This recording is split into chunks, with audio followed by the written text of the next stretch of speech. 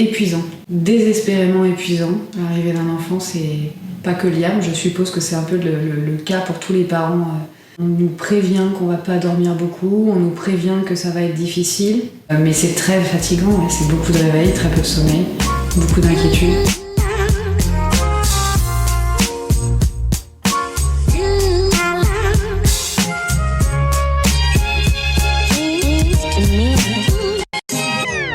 Je retire pas le rôle du papa qui va être très formateur, mais le lien de la mère, c'est le cocon, c'est la famille, c'est le chaud, c'est rassurer. Un lien physique et psychologique très puissant. Plus puissant que tout le reste, en fait. Que le lien à l'homme, que le lien aux autres personnes de nos vies, ce genre de choses. Ouais. Est-ce que tu as souffert de l'absence du papa ? Dans un premier temps, non. Je l'ai vécu comme une libération, en fait, dans un premier temps. Parce que c'était pas une relation paisible et dans laquelle tu as envie de continuer tous les jours, etc. Au moment où il a décidé de partir pour travailler, c'était une période où notre couple n'était pas forcément au top. Donc au final, quand il m'a dit qu'il partait, je me suis dit bon vent, c'est très bien, je vais me débrouiller toute seule, il n'y a pas de problème. Je vais assumer et je l'ai pris comme un défi. J'étais intimement persuadée que j'étais toute seule avant qu'il parte parce qu'il s'en occupait pas autant que moi j'ai pu m'en occuper. Et du coup, le fait qu'il dise qu'il allait partir, j'ai trouvé ça presque libérateur, effectivement. De dire j'aurai pas 2 enfants à m'occuper, je vais vraiment prendre ce rôle, il n'y a pas de problème, je peux. Et les mois passant, oui. Là, ça devient une souffrance. Je m'en suis pas rendu compte, mais je changeais au jour le jour. En fait, un peu comme une entrée dans une dépression, et c'était clairement ça. C'est-à-dire que tu t'en rends pas compte, il y a pas un moment un claque de départ, le fait de te sentir mal. Là, c'est pareil, il n'y a pas eu un jour où je me suis dit merde, je me sens pas bien, ça va pas. Par contre, c'est devenu quelque chose d'omniprésent, jour après jour, une espèce de routine qui se crée où tu ne vois plus rien d'autre. Et là, oui, en fait, c'est les gens qui te font remarquer en fait que tu vas pas bien. Parce que t'es tellement focus sur le fait de faire bien pour ton enfant, et encore une fois, parce qu'il devient la priorité absolue dans ta vie, tu te rends pas compte que toi, tu te délites. Et tu dois pas le faire devant lui, donc tu ne le fais pas. Et tes moments de solitude, ils sont même tellement ancrés vers ton enfant, encore une fois, même quand il est dans sa chambre et toi dans la tienne, t'es encore tellement dessus que tu te prends pas le temps de te poser la question si tu vas bien ou si tu vas pas bien. Tu te poses la question, est-ce que lui, il va bien ou pas ? Pas moi. Moi, il n'y avait plus de questions sur moi-même. Ce qui est déjà un grand pas dans la dépression, de plus se poser de questions sur soi-même, semble-t-il.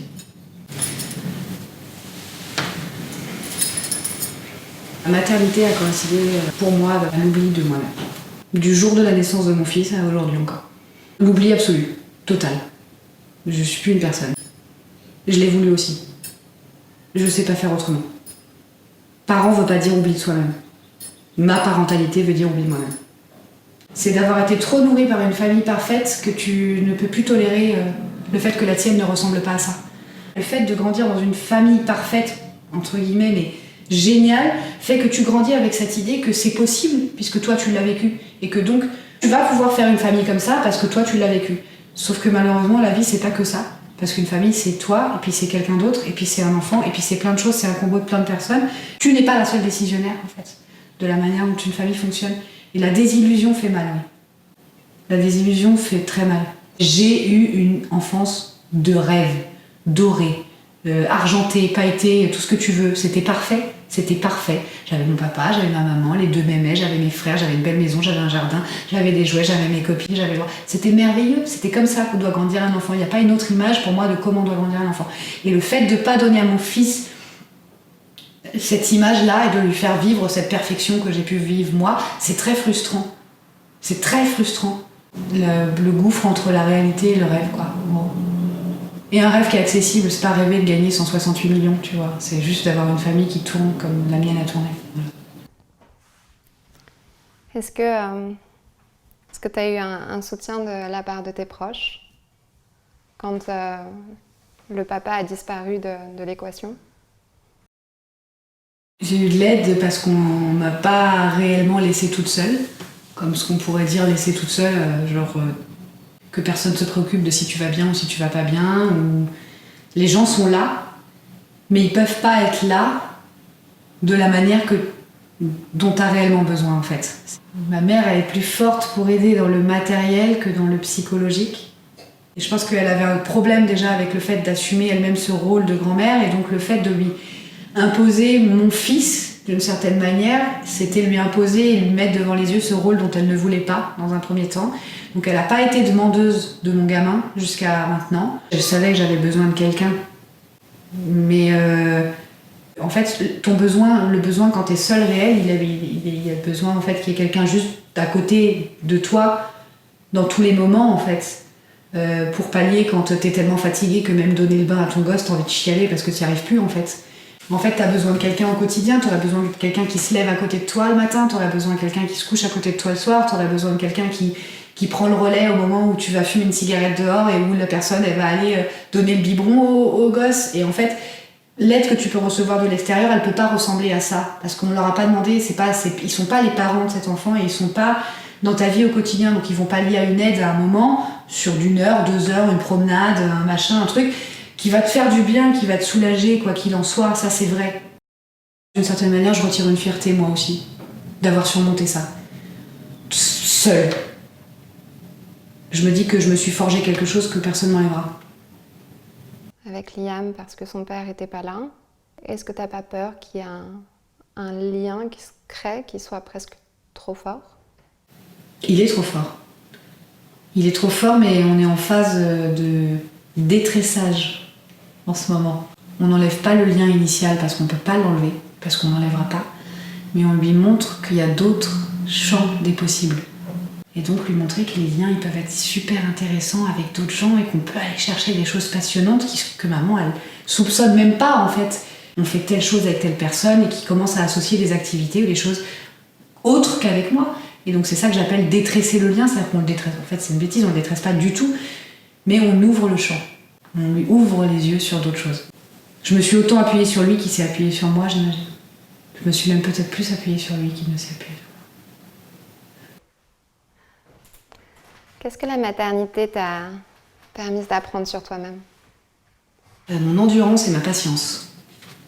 Il n'y a pas d'échappatoire au manque de sommeil, il n'y a pas d'échappatoire au manque de patience, il n'y a pas d'échappatoire au manque de tout, en fait. Il n'y en a pas. Il est là. Et se surmonter à chaque chose, en fait. De croire qu'on n'est pas capable et en fait, devant un non-choix, en fait, si se rendre compte qu'on est capable de tellement de choses. Le non-sommeil, par exemple. Donc, j'étais une très grosse dormeuse, capable de dormir 12 heures par nuit. Je me suis toujours dit que j'étais incapable de survivre en dormant 5 heures par nuit. Je suis capable.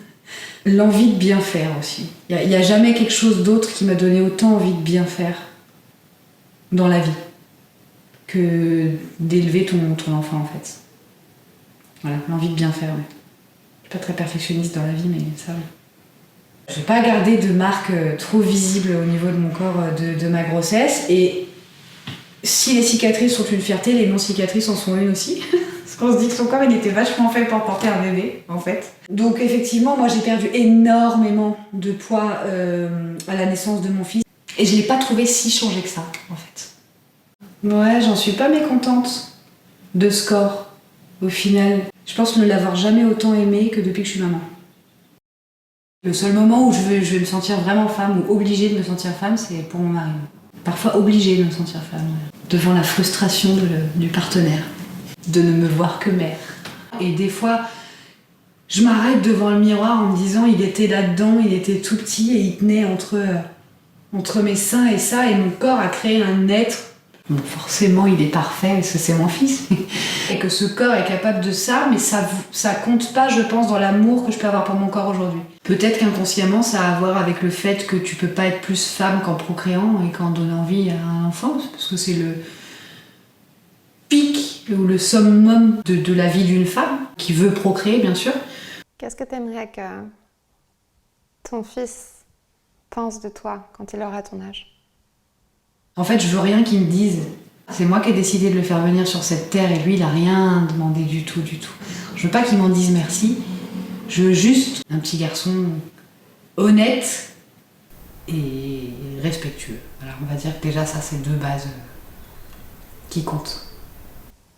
Merci, Carole, pour tout. C'était super. Non, c'était vraiment génial. C'était très inspirant. C'était très authentique.